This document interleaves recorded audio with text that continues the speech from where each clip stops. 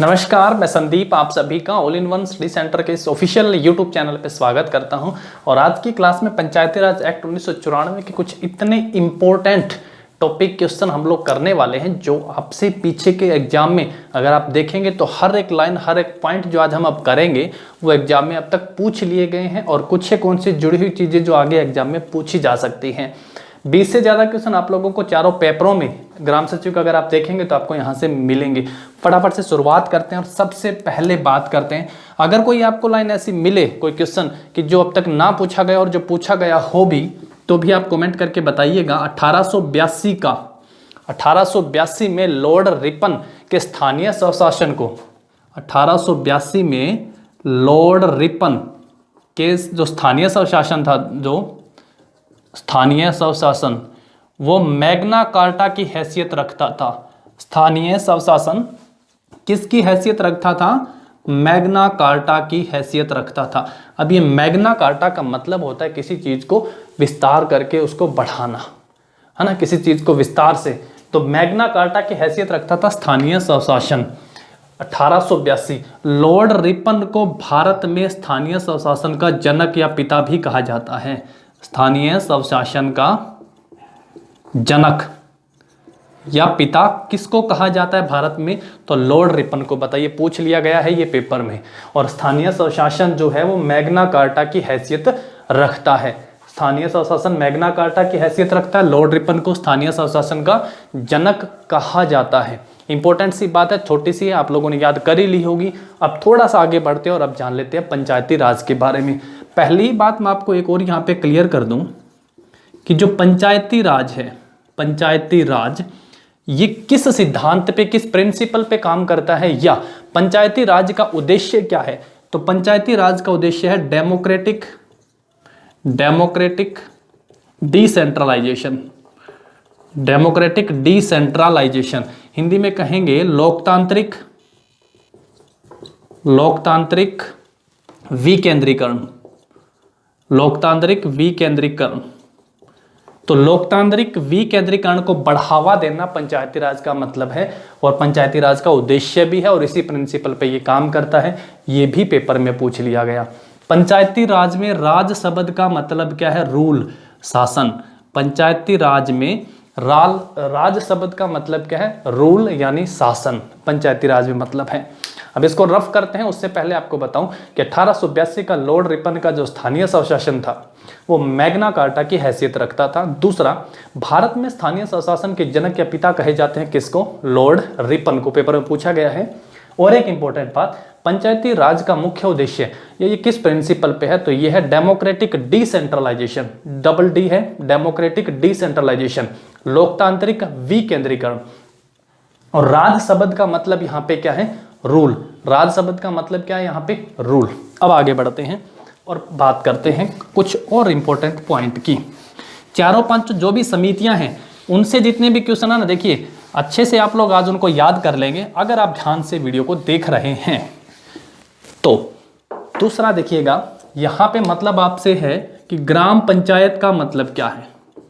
दो चीजें बताएंगे हम यहाँ पे, ग्राम पंचायत का मतलब क्या है और दूसरा ग्राम सभा का क्या मतलब है। ग्राम पंचायत का क्या मतलब है और दूसरा ग्राम सभा का क्या मतलब है। ग्राम पंचायत का मतलब है कि इस एक्ट के तहत ग्राम स्तर पर गठित पंचायत, इस एक्ट के तहत ग्राम स्तर पर गठित पंचायत क्या कहलाएगी? ग्राम पंचायत। और ग्राम सभा का मतलब क्या है कि ग्राम स्तर पर उस निकाय की जो मतदाता सूची है उसमें शामिल व्यक्ति, ग्राम स्तर पर मतदाता सूची में शामिल व्यक्ति,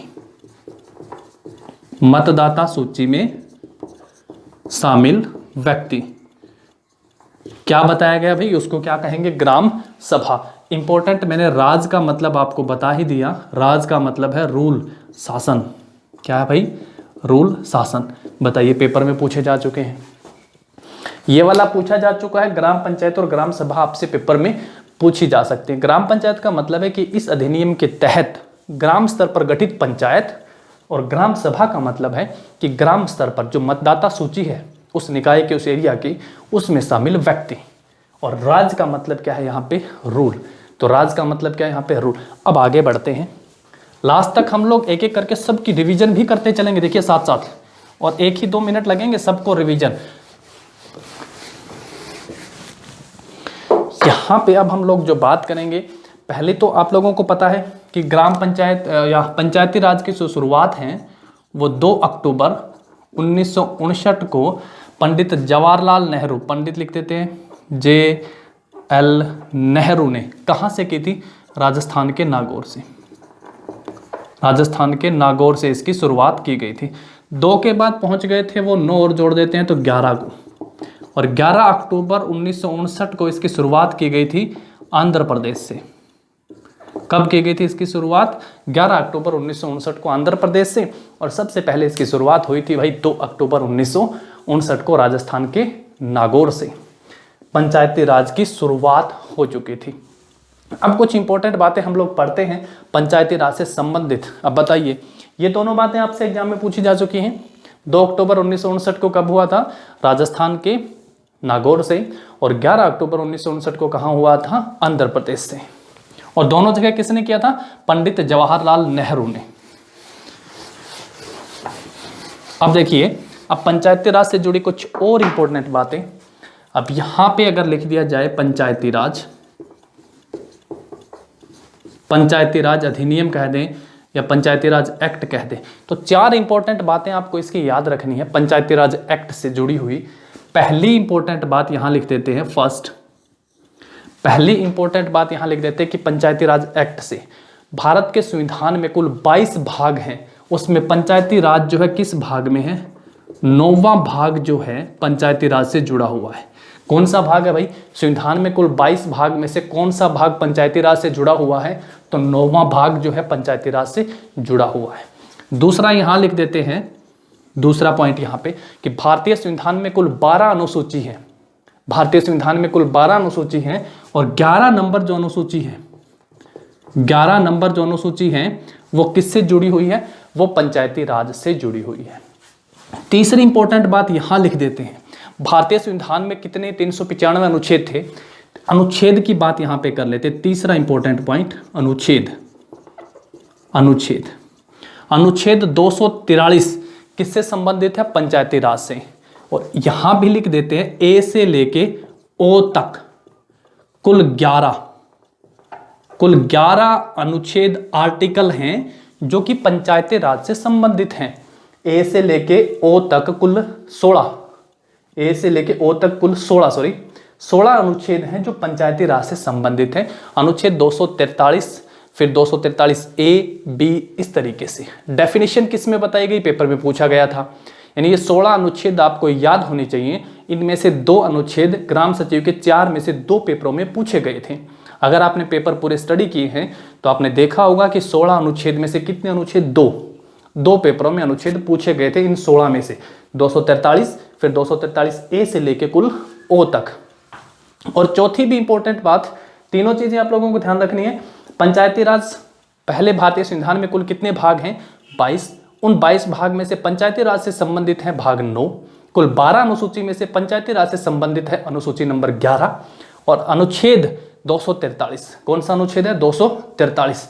और अब सबसे इंपॉर्टेंट और सबसे ज्यादा बार पेपर में पूछे जाने वाला चौथा इंपॉर्टेंट पॉइंट, कि इसके तहत संविधान में कौन सा संशोधन किया गया था? तो इसमें हुआ था संविधान में 73वां संशोधन। कौन सा हुआ था भाई? 73वां संशोधन। तो हमने पढ़ी हैं 4 बातें पंचायती राज से जुड़ी हुई। पहली बात कि हमारे संविधान में कुल जितने भाग हैं, कितने भाग हैं? 22। उन 22 भाग में से हमसे पेपर में पूछा जाए कि पंचायती राज से जुड़ा हुआ कौन सा है, तो हमारा आंसर होगा भाग 9। कुल 12 अनुसूची हैं भारतीय संविधान में। उन 12 अनुसूची में से पंचायती राज से जुड़ा हुई कौन सी अनुसूची है? तो अनुसूची नंबर 11। अनुच्छेद हैं, तो कौन सा अनुच्छेद जो पंचायती राज से जुड़ा हुआ है? 243। और फिर 243 ए से लेके ओ तक कुल 16 अनुच्छेद हैं। कितने अनुच्छेद हैं? कुल 16 अनुच्छेद है जो पंचायती राज से जुड़े हुए हैं। और अब इंपॉर्टेंट बात करते हैं कि संविधान में कौन सा महत्वपूर्ण संशोधन था जो कि पंचायती राज से जुड़ा हुआ था। तो वह संशोधन नंबर था कौन सा? 73वां। ऐसे कई इंपॉर्टेंट संशोधन है। जीएसटी से कौन सा इंपॉर्टेंट संशोधन था? ईडब्ल्यूएस को रिजर्वेशन दिया गया, वो कौन सा इंपॉर्टेंट संशोधन था? तो ये चीजें बहुत जरूरी है भाई, इनको भी पढ़ते चलिएगा। तो ये हो गई हमारी 4 इंपॉर्टेंट बातें। और अब हम लोग चलते हैं 73वें संविधान संशोधन। इससे पहले मैं एक और बात आपको बताऊं कि LM सिंघवी समिति का गठन किया गया था 1986 में, 1986 में राजीव गांधी सरकार के द्वारा। और उसी LM सिंघवी समिति के सिफारिशों पर ही पंचायती राज को संवैधानिक दर्जा प्रदान किया गया।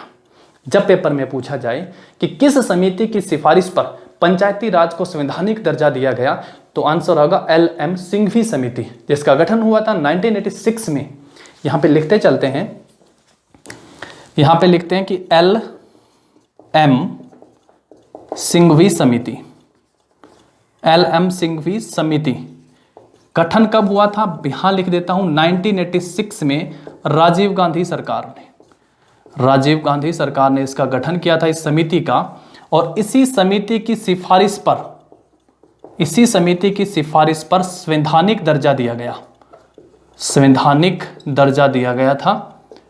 इसी समिति की सिफारिश पर क्या दिया गया था, संवैधानिक दर्जा दिया गया था। तो अब तक हम लोगों ने जो पढ़ा, सबसे पहले हम लोगों ने पढ़ा कि 1882 के स्थानीय स्वशासन को, जो लॉर्ड रिपन का था, मैग्ना कार्टा की हैसियत रखता है। लॉर्ड रिपन को भारत में स्थानीय स्वशासन का या फिर पंचायती राज का या स्थानीय स्वशासन का क्या कहा जाता है, जनक या फिर पितामह कहा जाता है।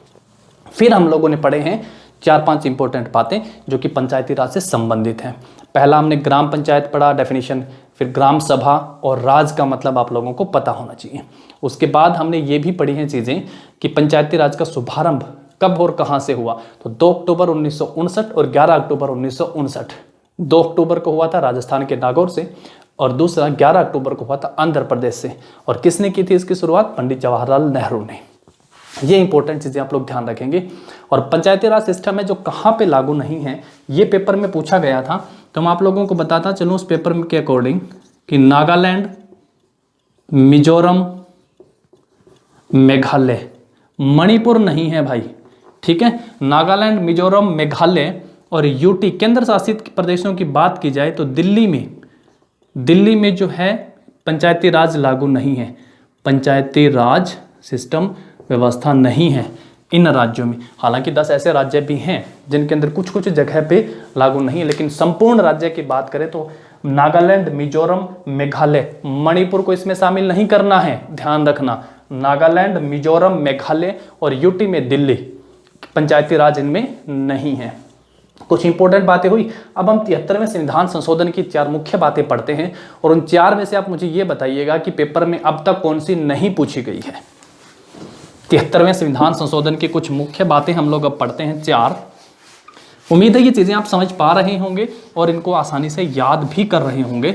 और अगर आपको लिखित में 1-2 पेज पे मैं लिख के आपको नोट्स अवेलेबल हो जाएंगे इसके, और उसके लिए आपको टेलीग्राम को ज्वाइन करना है बस, और वहाँ पे ये अवेलेबल है। हम पढ़ रहे हैं 73वां संविधान संशोधन। 73वां संविधान में जो संशोधन हुआ, संविधान संशोधन यानी अमेंडमेंट हुआ था, ठीक है। 1992 बोलते हैं लेकिन पास 93 में भी हुआ था ये। खैर, सबसे पहले 73वें संविधान संशोधन की 4 मुख्य बातें। पहली बात कि जो पंचायतें होंगी या जो आपका पंचायती राज था वो कौन सा सिस्टम का था, तो 3 टायर सिस्टम का हुआ था भाई। कौन सा सिस्टम था, त्रिस्तरीय पंचायती राज, त्रिस्तरीय बोल सकते हैं, इंग्लिश में बोल सकते हो 3 टायर सिस्टम। वो 3 टायर पेपर में पूछ लिए गए हैं। सबसे पहला कौन सा था, ग्राम लेवल पे ग्राम पंचायत, फिर पंचायत समिति,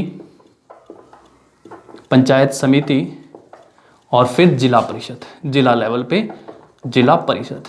ये 3 टायर सिस्टम था पंचायती राज का 73वें संविधान संशोधन के अनुसार। तो तीनों ये पेपर में अब तक ये पॉइंट पूछा जा चुका है।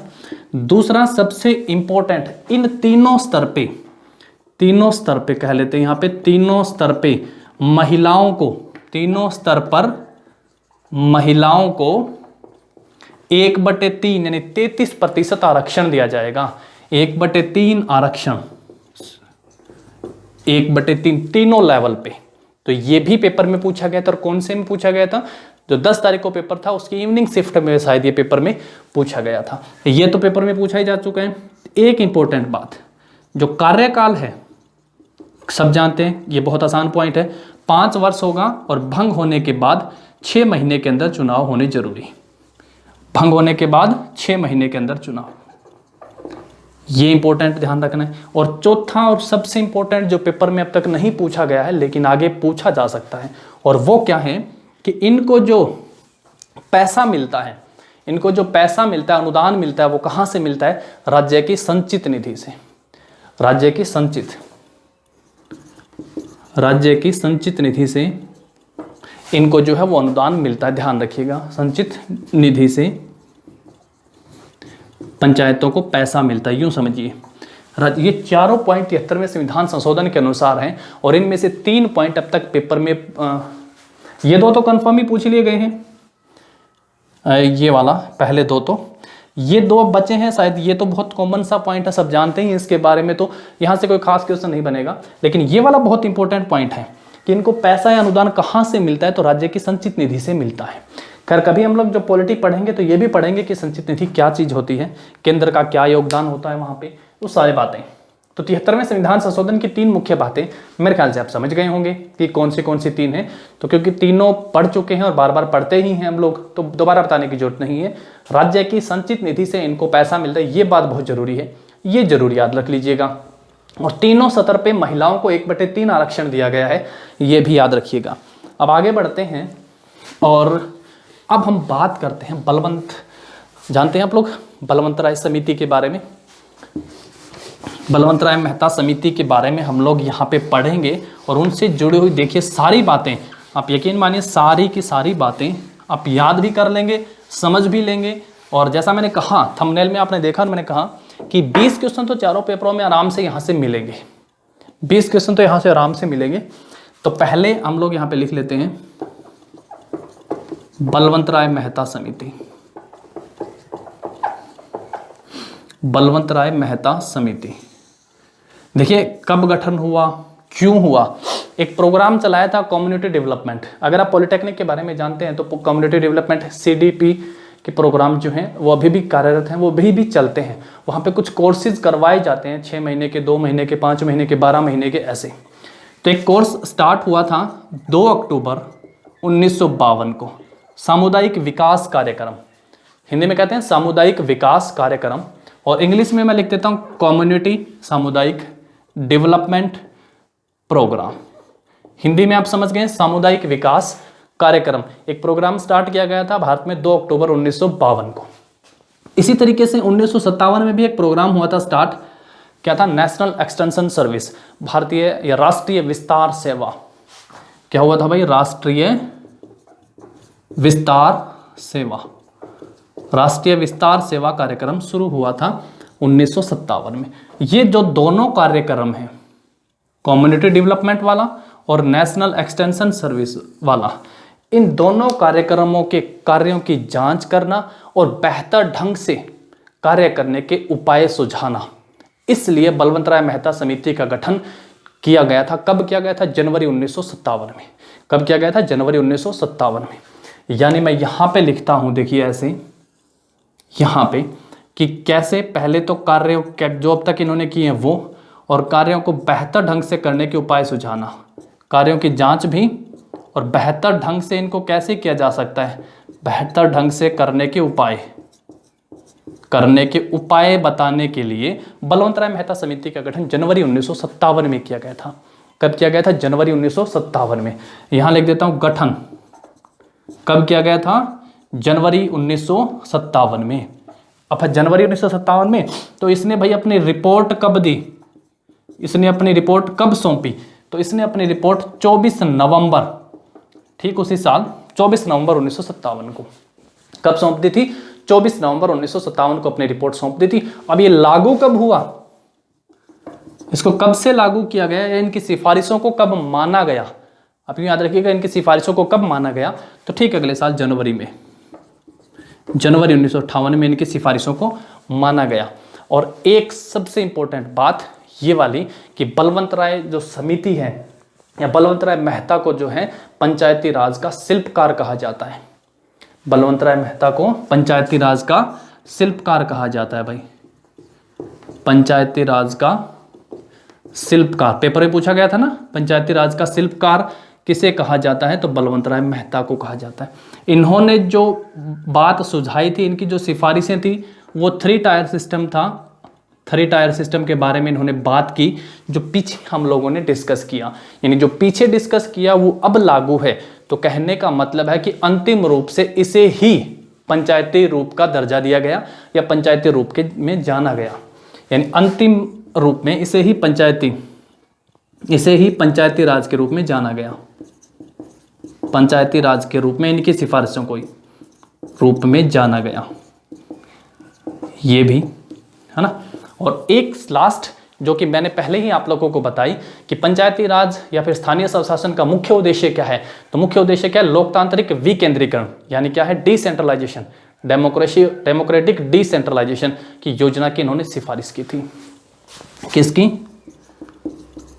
लोकतांत्रिक विकेंद्रीकरण, लोकतांत्रिक विकेंद्रीकरण की योजना की सिफारिश की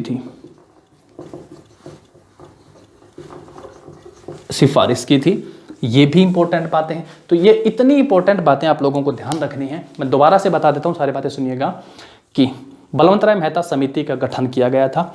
उससे पहले आपको जानना है क्या कि 2 अक्टूबर 1952 को कम्युनिटी डेवलपमेंट, सामुदायिक विकास कार्यक्रम शुरू हुआ और 1957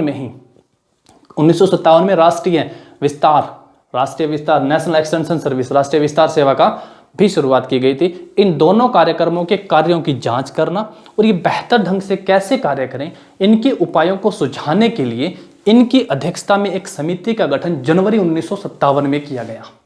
जनवरी 1957 में।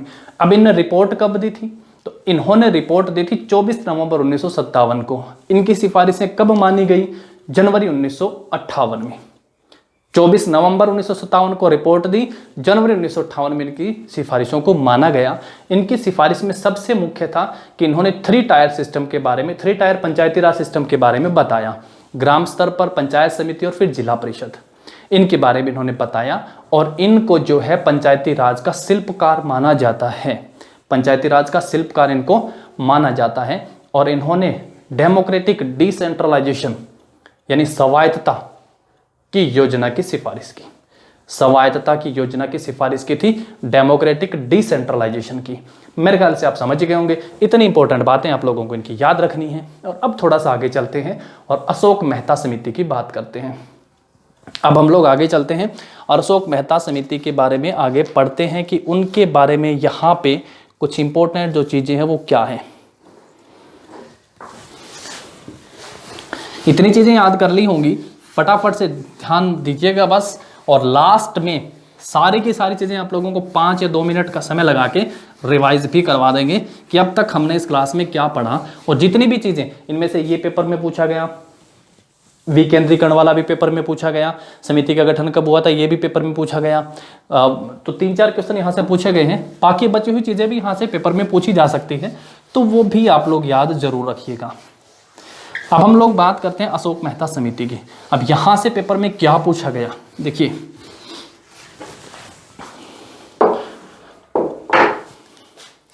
अशोक मेहता समिति के बारे में पढ़ेंगे। अब हम लोग अशोक मेहता समिति कब गठन हुआ, किसने किया, वो सब बातें इंपॉर्टेंट हैं और वो आपसे पेपर में पूछी भी जा सकती हैं। तो अशोक मेहता समिति का गठन जनता पार्टी ने किया था। भाई बताओ, पेपर में पूछा गया था ना कि निम्नलिखित में से किस समिति का गठन जनता पार्टी ने किया था। तो अशोक मेहता समिति का गठन जनता पार्टी ने 1977 में किया। जनता पार्टी ने कब किया था? 1977 में किया। 1977 में जनता पार्टी ने इसका गठन किया था, अशोक मेहता समिति का। अशोक मेहता समिति जैसे ही इसका कार्यकाल खत्म होता, उससे पहले जनता पार्टी भंग हो चुकी थी, जनता पार्टी की सरकार भंग हो चुकी थी। जनता पार्टी की सरकार भंग हो चुकी थी और नई सरकार आ चुकी थी। इसलिए केंद्रीय स्तर पर तो इस समिति की सिफारिशों का कोई मतलब नहीं हुआ। लेकिन 3 राज्य थे जिन्होंने अशोक मेहता की कुछ सिफारिशों पर अमल भी किया, तो वो भी पढ़ेंगे। सबसे पहले अशोक मेहता समिति का गठन जनता पार्टी सरकार ने 1977 में किया। कब किया था? 1977 में। इसने अपनी रिपोर्ट कब दी भाई? इस पार्टी ने अपनी रिपोर्ट 21 अगस्त 1978 को अपनी रिपोर्ट सौंपी और कुल 132 सिफारिशें की। कुल 132 सिफारिशें की थी भाई। कितनी की थी? कुल 132 सिफारिशें जो हैं जनता पार्टी की सरकार द्वारा गठित अशोक मेहता समिति ने दी थी। उन 132 में से एक इंपॉर्टेंट जो थी कि इन्होंने 2 टायर सिस्टम के बारे में बताया। 2 टायर पंचायती राज सिस्टम के बारे में बताया। एक जिला लेवल पे जिला परिषद, जिला लेवल पे जिला परिषद, परिषद लिख देते हैं आप समझ जाइएगा, और दूसरा इससे नीचे मंडल पंचायत। और अब बताइए, ये पूछा गया था पेपर में कि मंडल पंचायत के बारे में किस समिति ने सिफारिश की थी? तो मंडल पंचायत के बारे में किसने बताया था? अशोक मेहता समिति ने।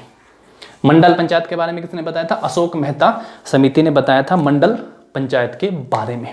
तो यहां से पेपर में पूछा गया था। और वो 3 राज्य भी मैं आपको बताऊं कि जिन्होंने, क्योंकि मैंने जैसा आपको बताया कि जैसे इस समिति का कार्यकाल खत्म होता, उससे पहले जनता पार्टी की सरकार खत्म हो चुकी थी, भंग हो चुकी थी, तो केंद्र में इस लेवल पे कोई काम नहीं हुआ था। लेकिन 3 राज्य थे, बंगाल था भाई, पश्चिम बंगाल, कर्नाटक, पश्चिम बंगाल, कर्नाटक और आंध्र प्रदेश। इन्होंने इस लेवल पे अशोक मेहता की बनाई गई कुछ सिफारिशों पे काम किया था। अशोक मेहता की बनाई गई कुछ सिफारिशों पे इन्होंने काम किया था। तो उम्मीद है आप लोग समझ गए होंगे अशोक मेहता की कुछ इंपॉर्टेंट बातें। पहली बात, अशोक मेहता समिति का गठन जनता पार्टी ने 1977 में किया था। रिपोर्ट कब आई थी? 21 अगस्त 1978 को रिपोर्ट दी थी इन्होंने। 2 टायर सिस्टम के बारे में बताया था, जिला लेवल पे जिला परिषद और उससे नीचे मंडल पंचायत। मंडल पंचायत पूछा गया है पेपर में, आप गरम से जी के पेपर को देखिए 9 और 10 में से, शायद 10 वाले पेपर में, सुबह वाले में पूछा गया था मंडल पंचायत के बारे में किसने बताया है? तो अशोक मेहता ने। अब थोड़ा सा आगे चलते हैं और अब हम लोग बात करते हैं एक और समिति के बारे में। यहां से हर पेपर में क्वेश्चन पूछे गए हैं और एक इंपॉर्टेंट समिति है भाई। पहले तो मैंने आप लोगों को बताई थी एलएम सिंघवी के बारे में, 1986 में राजीव गांधी सरकार ने गठित की थी एलएम सिंघवी समिति को, और उसी समिति की सिफारिश पे ही पंचायती राज को संवैधानिक दर्जा दिया गया था। अब हम बात करते हैं GV.K. राव समिति, GV.K. राव समिति के बारे में।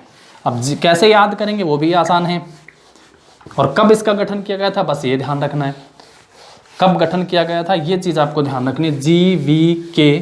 राव समिति का देखिए मैं कैसे याद करूं इसको, कि पहली बात GV.K. राव समिति। भाई अब यह समिति का गठन क्यों किया गया था, और इसकी एक इंपॉर्टेंट बात जो मुझे लगती है कि एग्जाम में पूछा जा सकता है और जो कि आपको एक्सप्लेन की गई है कि जी मतलब ग्रामीण, वी मतलब विकास, है ना, इसका मतलब नहीं है, मैं तो याद करने का तरीका बता रहा हूं। यानी क्यों किया गया था इस समिति का गठन? ग्रामीण विकास के लिए, है ना, ग्रामीण विकास, GV.K. ग्रामीण विकास के लिए, ग्रामीण विकास और गरीबी उन्मूलन के लिए, गरीबी उन्मूलन के लिए 1985 में 1985 में GV.K. राव समिति का गठन किया गया था। गरीबी उन्मूलन और ग्रामीण विकास के उपाय सुझाने के लिए योजना आयोग ने इस समिति का गठन 1985 में किया। प्लानिंग कमीशन होता था ना पहले, योजना आयोग ने इस समिति का गठन किया। इस समिति ने एक इंपॉर्टेंट बात कही कि कमजोर होती जा रही पंचायती राज संस्थाएं जो हैं उनके बारे में एक इंपॉर्टेंट बात कही कि कमजोर होती जा रही पंचायती राज संस्थाएं बिना जड़ की घास हैं। ये बात ध्यान रखिएगा। यानी किस समिति ने पंचायती राज संस्थाओं को बिना जड़ की घास कहा है? तो GV.K. राव समिति ने पंचायती राज संस्थाओं को बिना जड़ की घास कहा है भाई, बिना जड़ की घास। तो मुझे लगता है कि ये इंपॉर्टेंट है और आप लोगों को मिस नहीं करना चाहिए। आसान सा टॉपिक है। 1985 में GV.K. राव समिति का गठन योजना आयोग ने किया था और इस समिति ने कमजोर होती जा रही पंचायती राज संस्थाओं को क्या कहा था? बिना जड़ की घास कहा था, बिना जड़ की घास कहा था भाई। अब आगे चलते हैं। एक और छोटी सी समिति है और उसके बारे में वैसे हम पढ़ चुके हैं, लेकिन फिर भी आप लोगों को जो है एलएम सिंघवी समिति को बहुत ध्यान रखना है।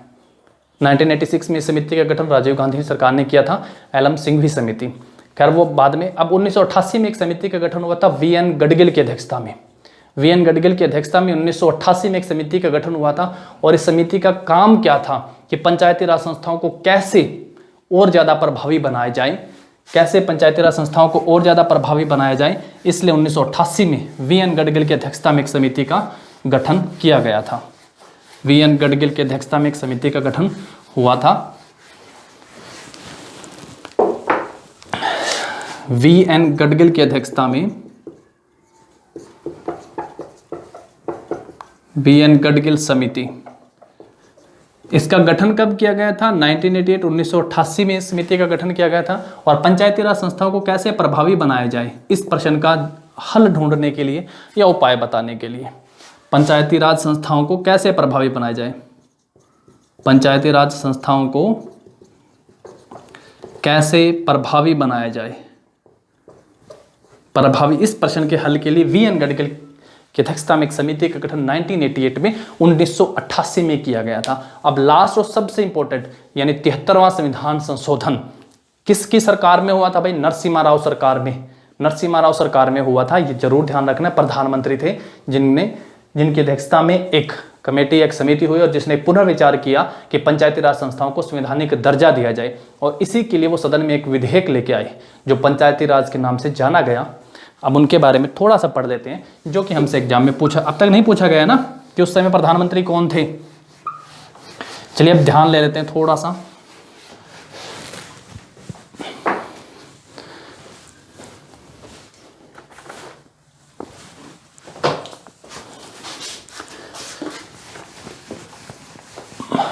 देखिए नरसिम्हा राव, आप ध्यान रखेंगे नाम नरसिम्हा राव,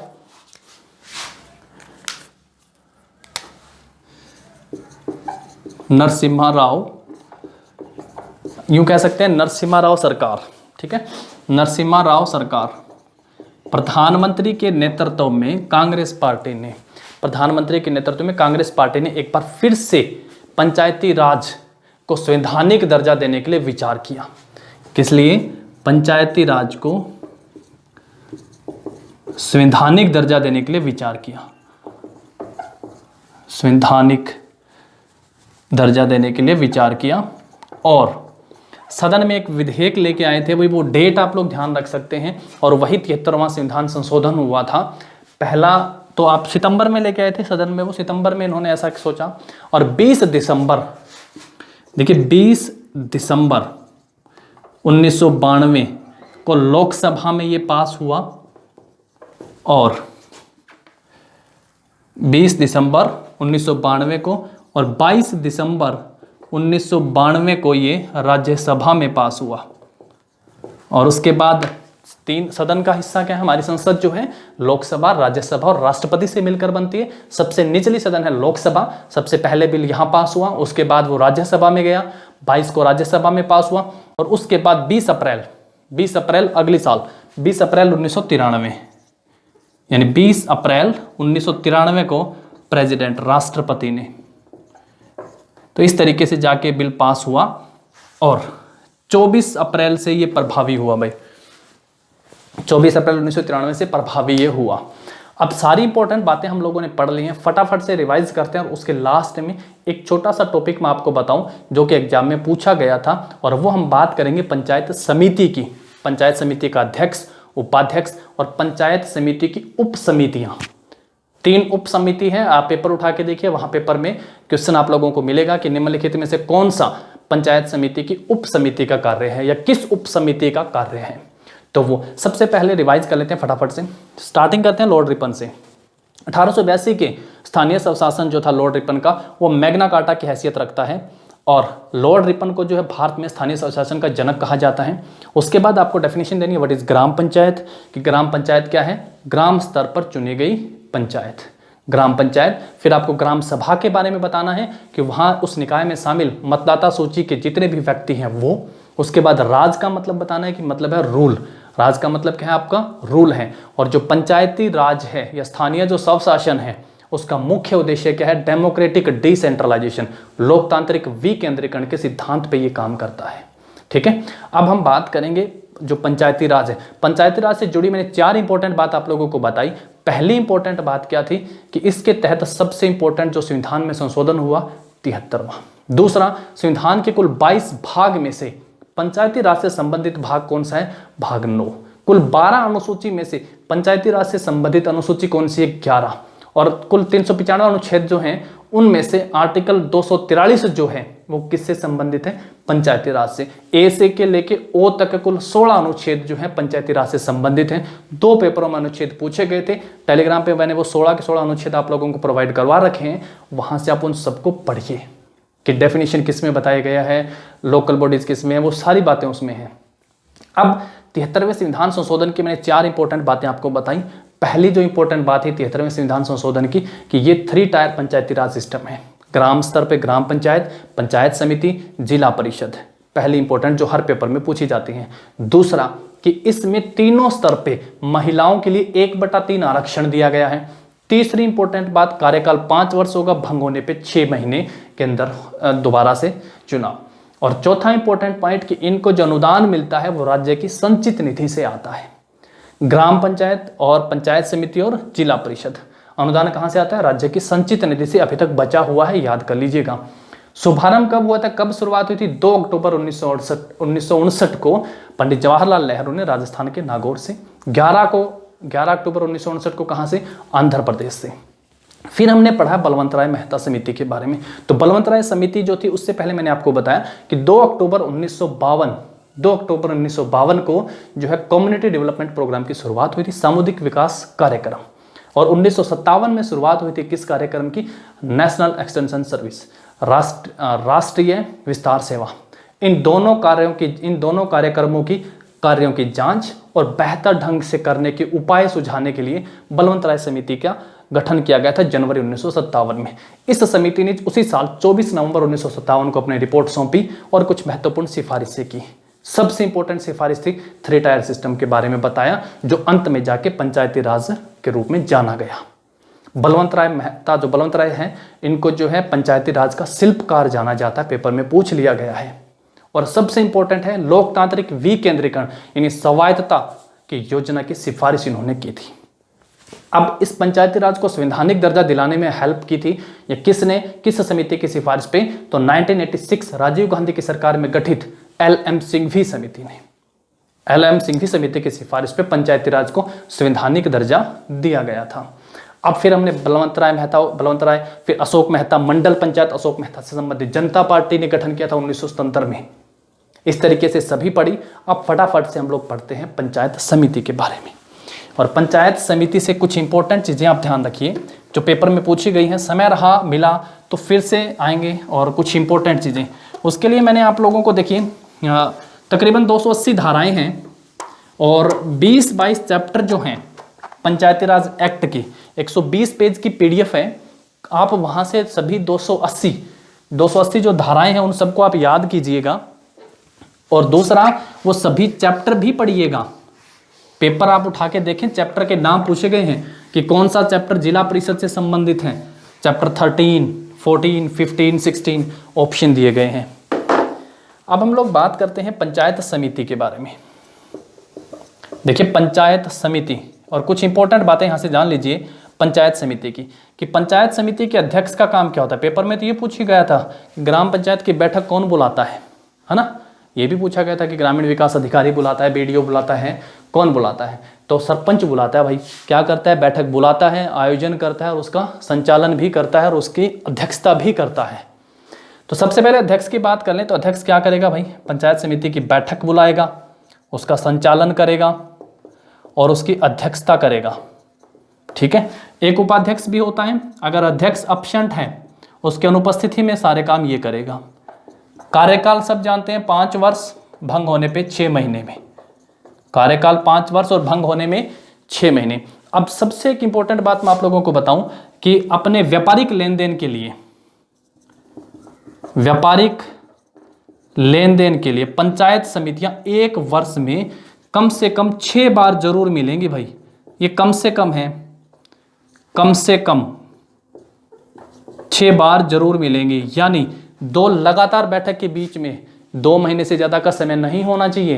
व्यापारिक लेन देन के लिए कम से कम कितनी बार पंचायत समिति की बैठक होना अनिवार्य है? पेपर में पूछा जाए तो आंसर होगा 6 आपका 1 वर्ष में 6 बार। 1 वर्ष में 6 बार पंचायत समितियों की बैठक होना अनिवार्य है। और 2 बैठक के बीच में कम से कम कितने का अंतर नहीं होना चाहिए? तो 2 महीने से ज़्यादा, 3 महीने से ज़्यादा, 4 महीने से ज़्यादा ऑप्शन आपको मिलेंगे तो आपका आंसर होगा 2 महीने से ज़्यादा अंतर नहीं होना चाहिए। ये बहुत इंपॉर्टेंट है। अब जब ये मिलेंगे तो उसको बैठक कहेंगे, और बैठक 2 हो सकती है, एक साधारण बैठक और दूसरा विशेष। ये भी इंपॉर्टेंट है, ये भी आप ध्यान रखेंगे कि जो इनकी बैठक होगी, बैठक कैसी होगी, बैठक या तो साधारण होगी भाई और या विशेष होगी। और अब पेपर उठाइए और देखिएगा कि बैठक साधारण होगी तो जो कोरम की संख्या है, उपस्थित या सेवारत जो सदस्य हैं उनका कितना होगा भाई, 1/3। और अगर विशेष बैठक है तो सेवार सदस्यों की कुल संख्या का कितना उपस्थित होना जरूरी है, कितने, तो 1/2 कोरम की संख्या। पेपर उठाइए और देखिए क्या ये क्वेश्चन पेपर में पूछा नहीं गया था कि पंचायत समिति की विशेष बैठक के लिए कोरम की संख्या क्या है या कोरम कितना होना चाहिए, पूछा गया था ना। तो 1/2 पेपर उठाइए और देखिए पेपर में पूछा गया था। ठीक है, अध्यक्ष अध्यक्ष तो ठीक है, नॉर्मल सी बात है। अब एक इंपॉर्टेंट सा टॉपिक, और पंचायत समिति निम्नलिखित उप समितियों का गठन कर सकती हैं, वो कौन सी हैं। बस लास्ट वन है भाई, बहुत हो गया, लास्ट वन है। इतना तो देखते ही नहीं है, किसी भी वीडियो को लास्ट तक कौन पहुंचता है, यहां तक तो पहुंचते ही नहीं होंगे।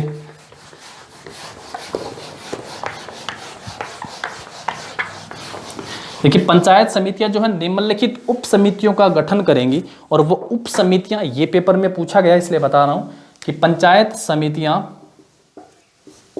पंचायत जो समिति है वो उप समितियों का गठन करेंगे, और वो कौन सी हैं उप समितियों का गठन। पहली है साधारण समिति, साधारण जनरल, तो ये आपको ध्यान रखना है, जिसको जनरल को आप लिख सकते हैं सामान्य, सामान्य समिति। ठीक है, सामान्य समिति। दूसरा वित्त लेखा, वित्त लेखा परीक्षा और योजना समिति, वित्त लेखा परीक्षा और योजना समिति। और तीसरी है भाई सामाजिक न्याय समिति। आप पेपर उठाइए और देखिए निम्नलिखित में से जो है स्थापना, भवन निर्माण, ये कार्य पंचायत समिति की किस उप समिति का कार्य है, पेपर में पूछा था। तो तीसरी जो समिति है कौन सी है, सामाजिक न्याय समिति। और ये आप समझ जाएंगे, देखिए बताने की जरूरत ही नहीं है। वित्त लेखा में संबंध क्या क्या क्या चीजें आती है भाई समिति के अंदर, बजट, सबसे पहले बजट ध्यान रखेंगे, पैसे से संबंधित, वित्त कह लीजिए, राजस्व कहाँ से कितना आना है वो सब, ये इस समिति का कार्य है। अब ये समिति न्याय है इसमें, तो ये समिति न्याय दिलाएगी SC ST OBC के शिक्षा, खास करके शिक्षा, पिछड़े वर्ग के जो लोग हैं उनके अन्य हितों की रक्षा के लिए सामाजिक न्याय समिति, सामाजिक न्याय दिलाना इसका काम होगा। किसी प्रकार का कोई शोषण हो रहा है तो उसको रोकना इस समिति का काम होगा। न्याय से रिलेटिव जो चीज़ें हैं वो इस समिति के अंदर आएंगी। और अब जो बच गई वो सारी हैं सामान्य समिति, यानी इस समिति के अंदर आप लिख सकते हैं, समिति है ना सामान्य, तो सामान्य में आप याद रखेंगे ऐसे स्थापना, यानी कोई भी स्थापना की बात हो गई है, पहली बात स्थापना के मामले। फिर दूसरे से ऐसे लिखेंगे आप संचार के मामले अगर हैं, स्थापना में हो गए भवन निर्माण, स्थापना में आप ध्यान रखेंगे भवन निर्माण। ठीक है, स्थापना भवन निर्माण। ग्रामीण विकास, ग्रामीण विकास से जो भी संबंधित हैं, या फिर ग्राम विस्तार या आपदा राहत, यही समिति क्या करेगी भी, आपदा राहत, यानी जल भराव से वो सब चीजें इसके अंदर आएंगी। तो ये सामान्य समिति का कार्य होगा। तीनों नाम जरूर याद होने चाहिए, तीनों नाम याद है तभी तो कर पाएंगे। सामान्य समिति, वित्त लेखा परीक्षा समिति और सामाजिक न्याय समिति। न्याय वाली न्याय दिलाएगी, वित्त लेखा वाले पैसे से संबंधित, बाकी जो सब बच गया सामान्य समिति का कार्य होगा। अध्यक्ष का काम पढ़ लिया, उपाध्यक्ष का काम पढ़ लिया। कोरम के बारे में हम लोगों ने पढ़ लिया कि कोरम कितना होना चाहिए। उसी से एक जरूरी चीज मैं आपको और बता दूं कि जो जिला परिषद पे है, जिला परिषद पे अध्यक्ष का काम भी वही होगा, उपाध्यक्ष का काम भी वही होगा। अध्यक्ष क्या करेगा, बैठक का संचालन करेगा, दूसरा बैठक की अध्यक्षता भी करेगा, और तीसरा बैठक को बुलाएगा भी अध्यक्ष का। और वहां पे भी कोरम, बैठक 2 प्रकार की हो सकती है, साधारण बैठक हो सकती है या फिर विशेष बैठक हो सकती है, और दोनों में कोरम वो सेम है जो पंचायत समिति में है। साधारण बैठक के लिए 1/3 होगा, विशेष के लिए 1/2 होगा कोरम, दोनों में वही सब चीजें हैं। तो ये थे आज के इंपॉर्टेंट क्वेश्चन, और इंपॉर्टेंट पॉइंट टू पॉइंट हमने पढ़े। डायरेक्टली एग्जाम में यहाँ से क्वेश्चन पूछे गए हैं, आप जानते हैं। अगर क्लास अच्छी लगी तो वीडियो को लाइक और शेयर जरूर कर दीजिएगा, और टेलीग्राम को ज्वाइन करना ना भूले, वहाँ पे स्टडी मटेरियल इससे रिलेटेड आप लोगों को जल्द से जल्द प्रोवाइड करवाया जाएगा। Thank you.